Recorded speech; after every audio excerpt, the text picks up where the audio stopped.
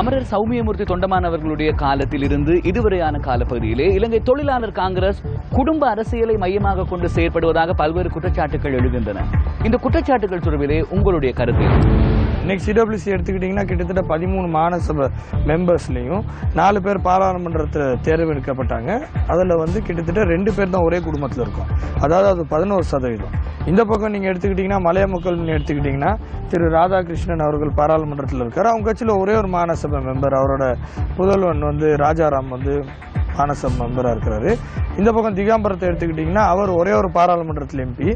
மீதி இருக்க 3 மாநகரசபை மெம்பர் தான் அவங்க கட்சியில் இருக்காங்க. அந்த 3 பேரில் ஒன்று சிங் பொன்னையா அவர்கள், இன்னொன்று சரஸ்வதி, ஒன்று திகாம்பரத்தோட அண்ணனோட மனைவி அண்ணி, இன்னொன்று அவரோட மனைவியோட அப்பா மாமனார், மூணாவது நீங்கள் எடுத்துக்கிட்டிங்கன்னா அவரோட நண்பர் ஸ்ரீதரன்.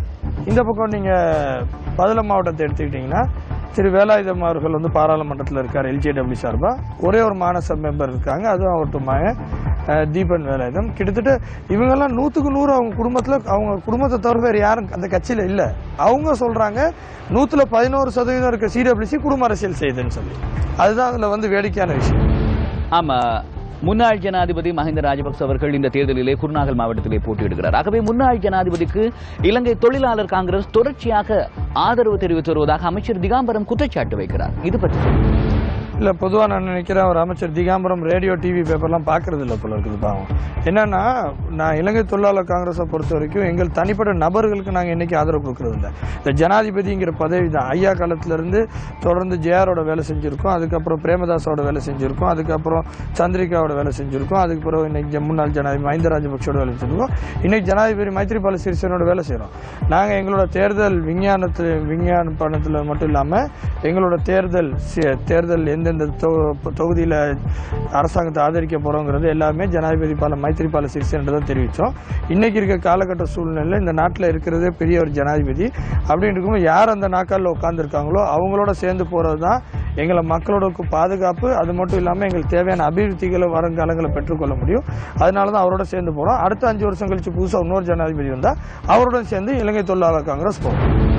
பிரதமர் ரணில் விக்ரமசிங்க அவர்கள் சொல்லியிருக்கிறார், தற்போதைய ஜனாதிபதி மைத்ரிபால சிறிசேனவுக்கா அல்லது முன்னாள் ஜனாதிபதி மஹிந்த ராஜபக்சவுக்கா யாருக்கு தொழிலாளர் காங்கிரஸ் ஆதரவு வழங்குகிறது என்பதே தெரியாத ஒரு நிலை இருக்கிறது. அதான் நான் சொன்னேன், இந்த ஐக்கிய தேசிய கட்சி பக்கத்தில் பேப்பர் பார்க்குறது ரொம்ப குறவு போல இருக்குது. நாங்கள் முதல் நாளே தெரிவிச்சிருக்கோம் என்னன்னா, இலங்கை தொழிலாளர் காங்கிரஸ் புது ஜனாதிபதி மைத்ரிபால சிறிசேனோட சேர்ந்து செயல்பட இருக்கிறோம்னு சொல்லி எங்களோட பேச்சுவார்த்தை புது ஜனாதிபதியோட ஏற்படுத்தி தான் எங்களோட வேலை திட்டங்களும் முன்னேற்றம். பிரதமர் ரணில் விக்ரமசிங்க சொல்லியிருக்கிறார், மீண்டும் மக்கள் ஆணை தமக்கு கிடைத்தால் தொழிலாளர்களுடைய சம்பள பிரச்சனைக்கு முற்றுமுழுதான தீர்வை காண முடியும் என்று சொல்லியிருக்கிறார் அரசாங்க தரப்பில் இருந்து. ஆகவே தொழிற்சங்கங்களாக நீங்கள் இருக்கிறீர்கள், ஆகவே உங்களுடைய பொறுப்பையும் அவரே செய்கிறார், அப்படியான ஒரு நிலை இருக்கு. இல்ல, மீண்டும் மக்கள் ஆணை கிடைச்சதில்ல, ஏற்கனவே கிடைச்ச மக்கள் ஆணைக்கே இன்னும் அவங்க எதுவும் செய்ய கிடையாது. மக்களுக்கு மாற்றத்தில் கிடைச்சது ஏமாற்றம் மட்டும்தான். மலைய மக்கள் பொறுத்தவரைக்கும் வேற எதுவும் அவங்களுக்கு கிடைக்கல.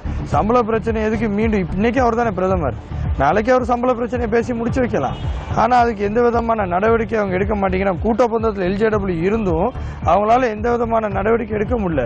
இன்னைக்கு எடுத்துக்கங்க, திகாம்பரம், ராதாகிருஷ்ணன் அவர்கள், வடிவேல் சுரேஷ், அரவிந்த்குமார், ராதாகிருஷ்ணன், இந்த மாதிரி இவங்க எல்லாம் கேட்கறது யானை கட்சியில். அதோட தலைவர் பிரதம மந்திரி தான். எல்ஜேடபிள்யூ யானை கட்சியை சார்ந்த கட்சி. இத்தனை பேர் இருந்தும் இன்னைக்கு சம்பள பிரச்சனையை முடிச்சு கொடுக்க முடியல அவங்க.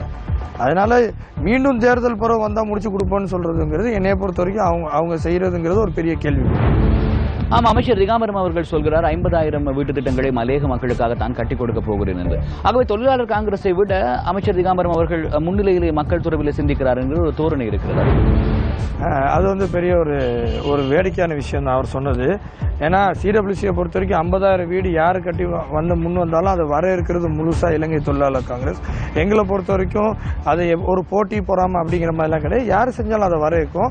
ஆனால் கடந்த 8 மாச காலமாக மக்கள் அவங்களுக்கு அந்த ஆணையை கொடுத்திருந்து அவர் கொஸ்லாந்த மீறிய பத்ததை அவங்க புது ஆட்சியோட பிரதான வீடமைப்பு திட்டத்தை தொடங்கினாங்க. முதல் வீடமைப்பு திட்டம் அங்கே 76 பேருக்கு வீடு தேவை இருந்துச்சு. இது வரைக்கும் 4 வீடு தான் கட்டி முடிச்சிருக்காங்க.